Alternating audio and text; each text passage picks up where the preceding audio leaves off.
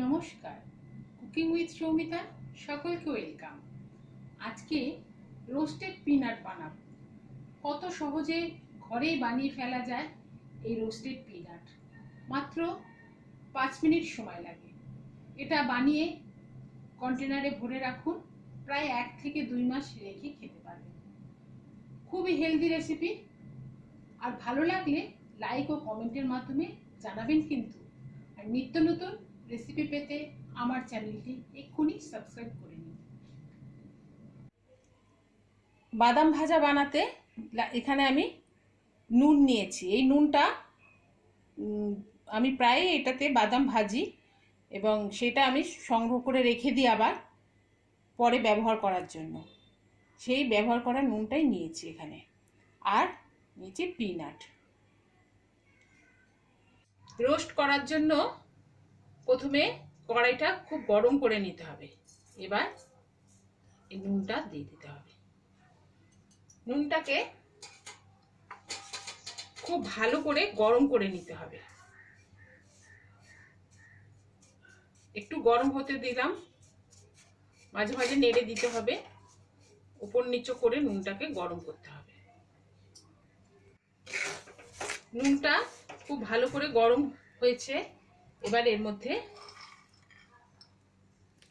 অল্প অল্প করে বাদাম দিতে হবে।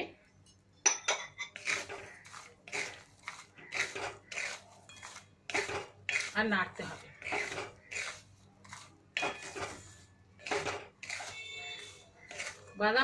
বাদামটা রোস্ট হয়ে গেছে কখন বোঝা যাবে? বাদামটা যখন একটু কালারটা চেঞ্জ হবে তখনই এটা ছাঁকনি দিয়ে ছেঁকে তুলে নিতে হবে।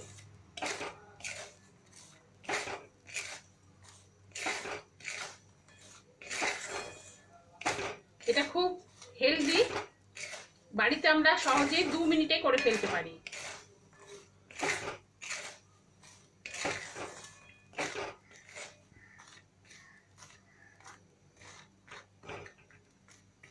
এভাবে নাড়তে হবে।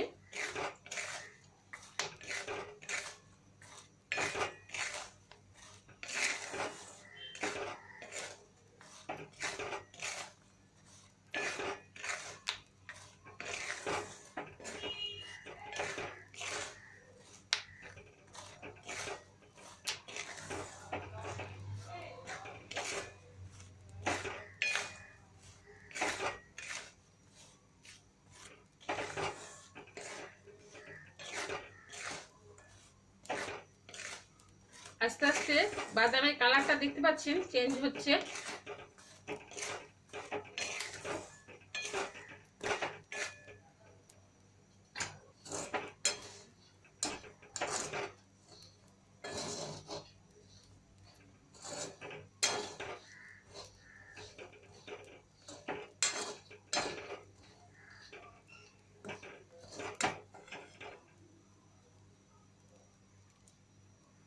আর একটু হবে।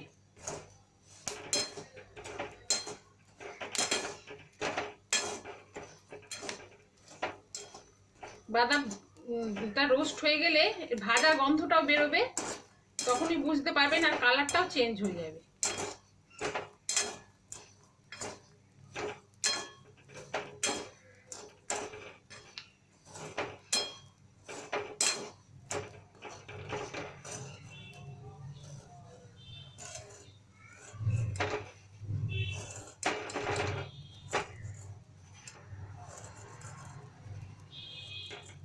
এরকম ভাবে একটা ছাঁকনি দিয়ে আপনি যদি ছেঁকে নেন সহজেই নুনটা বেরিয়ে যাবে।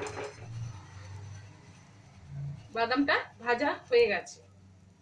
একটা বাদাম দিয়ে এভাবে রোস্ট হতে দিয়েছি, এগুলো হয়ে গেছে।